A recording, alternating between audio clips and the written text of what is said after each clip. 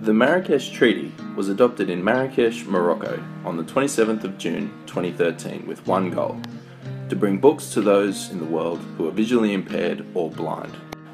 It is estimated that over 285 million people worldwide are either blind or visually impaired, and 90% of those live in the developing world, where only 1% of the world's books are available in a format they can read. In the developed world, it's only marginally better, with only 7% of books available. The right to read is a basic human right, and international law requires everyone has access to information and knowledge, making this treaty crucial for human rights of visually impaired people around the world. Although 83 nations have signed on, only 13 nations have ratified the treaty. In order for it to come into force, another 7 nations are required to ratify. Australia has signed and ratified the treaty, with Copyright Act of 1968 sections 135 ZN, ZP and ZQ enforcing the treaty in Australian domestic law. The treaty is designed to benefit those people who are affected by a range of disabilities that interfere with the effective reading of print material.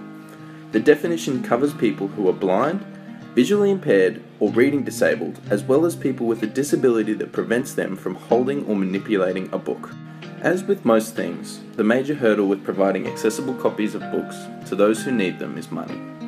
Transcribing these books is extremely expensive, and while copyright law in Australia does allow educational institutions and non-profits to digitise books on behalf of people with impaired vision, it is an expensive and time-consuming process, which means that very few books have been digitised. Copyright law does hinder this effort as well, as these copies are not able to be transferred across borders, meaning that institutions in each nation have to create their own, creating a huge amount of waste and limiting the ability of those living in developing nations to have access to such books.